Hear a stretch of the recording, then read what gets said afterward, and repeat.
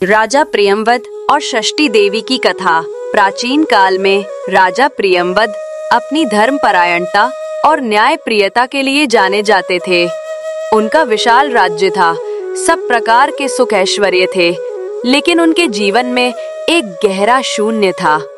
उनकी प्रिय पत्नी रानी मालिनी भी हर समय उदास रहती थी, क्योंकि राजा रानी को कोई संतान सुख प्राप्त नहीं हुआ था। वर्षों तक वे संतानहीनता के दुख में डूबे रहे। हे देवी, ये कैसा दुर्भाग्य है। हमारा इतना विशाल राज्य, इतनी प्रजा, सब कुछ सूना लगता है। जीवन में कोई उत्तराधिकारी नहीं, कोई आशा नहीं। ये राजपाट किसके लिए है? स्वामी, मैंने हर देव देवी की पूजा कर ली, हर व्रत रख लिया, बस अब तो आप ही कोई मार्ग निकाले। राजा रानी के दुख को देखते हुए एक दिन परम ज्ञानी महर्षि कश्यप उनके महल में पधारे। महर्षि ने उन्हें सांत्वना दी और एक यज्ञ करने का सुझाव दिया। राजन, दुखी न हो, मैं आपको एक विशेष यज्ञ का विधान बताता हूँ। इस यज्ञ की आहुति से बनी हुई खीर अपनी पत्नी को खिलाना। मेरी तपस्या का फल अवश्य ही आपको संतान सुख देगा। आपकी आज्ञा शिरोधार्य है महर्षि। राजा प्रियंवद ने महर्षि के निर्देशानुसार पूरी श्रद्धा से यज्ञ संपन्न किया। रानी मालिनी ने वो खीर खाई और कुछ समय बाद वो गर्भवती हुई। महल में खुशियां छा गईं, लेकिन 9 महीने बाद रानी ने एक बालक को जन्म दिया जो मृत था। ओह, मेरा पुत्र, मेरा लाल, ये तो निर्जीव है। विधाता ने ये कैसा क्रूर मजाक किया। ये कैसा फल मिला मुझे। यज्ञ तपस्या सब व्यर्थ हो गया। इस जीवन का क्या अर्थ, जब इसमें कोई आशा ही ना बची हो। राजा प्रियंवद गहरे शोक में डूब गए। वो अपने मृत पुत्र के शरीर को लेकर श्मशान घाट पहुंचे और पुत्र वियोग में उन्होंने अपने प्राण त्यागने का निश्चय कर लिया। जैसे ही वो आत्महत्या करने वाले थे, तभी वहां एक तेजस्वी देवी प्रकट हुई। उनका तेज सूर्य के समान था। हे राजन, तुम कौन हो और क्यों अपने प्राण त्याग रहे हो? हे देवी, मैं प्रियंवद हूँ। मुझे संतान नहीं मिली, पुत्र मिला भी तो मृत मिला। मेरे जीवन में अब कुछ नहीं बचा। आप कौन हैं जो इस वीराने में प्रकट हुई हैं? ये घोर पाप क्यों कर रहे हो? राजन सुनो, मैं षष्ठी देवी हूँ। मैं सृष्टि की मूल प्रकृति के छठे अंश से उत्पन्न हुई हूँ, इसलिए मेरा नाम षष्ठी पड़ा। मैं संसार के सभी बच्चों की रक्षा करती हूँ और संतान सुख प्रदान करती हूँ। चूंकि तुम मेरे अंश को अपमानित कर रहे थे, इसलिए तुम्हारे पुत्र का यहाँ हाल हुआ। अब तुम मेरी बात मानो। तुम विधि विधान से मेरी पूजा करो और दूसरों को भी इसके लिए प्रेरित करो।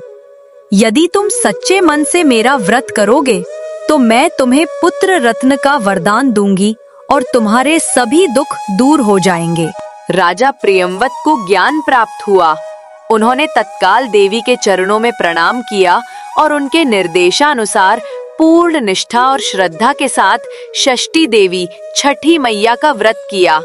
इस व्रत के प्रभाव से उन्हें जल्द ही एक तेजस्वी और सर्वगुण संपन्न पुत्र प्राप्त हुआ। तभी से ये महान पर्व छठ पूजा के रूप में मनाया जाने लगा। निसंतान दंपत्ति संतान प्राप्ति के लिए और माताएं अपनी संतान के स्वास्थ्य, दीर्घायु और सुख समृद्धि के लिए छठी मैया और सूर्य देव की पूजा करती हैं। भगवान राम और माता सीता की कथा।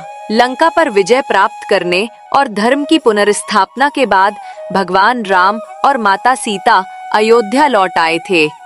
राम राज्य स्थापित हो चुका था, लेकिन इस महान कार्य की समाप्ति पर राम और सीता ने प्रकृति के सबसे शक्तिशाली देव सूर्य देव के प्रति अपनी कृतज्ञता व्यक्त करने का निश्चय किया। हे प्रिय, लंका विजय के बाद आज कार्तिक मास की ये पवित्र षष्ठी तिथि आई है। हमने धर्म की स्थापना तो कर दी, परंतु इस सृष्टि को ऊर्जा और जीवन देने वाले सूर्य देव के प्रति अपना आभार व्यक्त करना शेष है। नाथ, आप सत्य कहते हैं। सूर्य देव ही समस्त शक्तियों का मूल है। मैं आपकी आज्ञा से आज इस पावन तिथि पर सूर्य देव की विशेष पूजा और व्रत का संकल्प लेती हूँ। हमारा ये व्रत हमारी प्रजा और पूरे राज्य के कल्याण के लिए होगा। अवश्य जानकी, हमारा ये व्रत और सूर्य की उपासना आने वाली पीढ़ियों के लिए भी धर्म का मार्ग प्रशस्त करेगी। मान्यता है कि इसी दिन भगवान राम और माता सीता ने कठोर उपवास रखा और नदी के तट पर खड़े होकर सूर्य देव को अर्घ्य देकर उनकी पूजा की।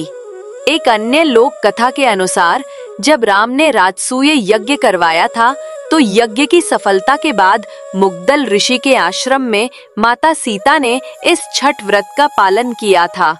इस व्रत के माध्यम से उन्होंने सूर्य की शक्ति को आत्मसात किया और राम राज्य को चिरस्थायी बनाने की प्रार्थना की। महाभारत काल की कथाएं।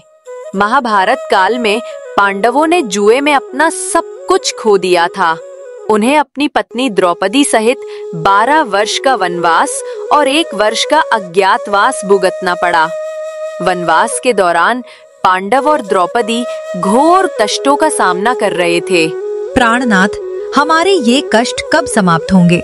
हम अपना खोया हुआ राज्य और गौरव कैसे वापस पा सकेंगे? प्रिय द्रौपदी, हमारे पास तपस्या और धर्म के पालन के सिवा कोई उपाय नहीं है। तब महर्षि धौम्य ने उन्हें मार्ग दिखाया। द्रौपदी, यदि तुम चाहती हो कि तुम्हारे पतियों को उनका खोया हुआ राजपाट और सम्मान पुनः प्राप्त हो तो तुम्हें सूर्य देव की उपासना करनी चाहिए। तुम षष्ठी तिथि पर कठोर व्रत रखो और सूर्य देव को अर्घ्य दो। द्रौपदी ने महर्षि के निर्देशानुसार पूरी श्रद्धा से छठ व्रत किया। उनकी भक्ति और तपस्या इतनी तीव्र थी कि उन्हें शीघ्र ही वरदान मिला, जिसके फलस्वरूप पांडवों को महाभारत के युद्ध में विजय प्राप्त हुई और उन्हें अपना खोया हुआ राज्य वापस मिल गया।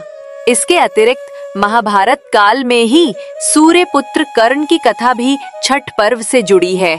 कर्ण जन्म से ही सूर्य देव के उपासक थे। वो प्रतिदिन नदी के जल में घंटों खड़े रहकर दोनों हाथों में जल भरकर उदय होते हुए सूर्य को अर्घ्य देते थे।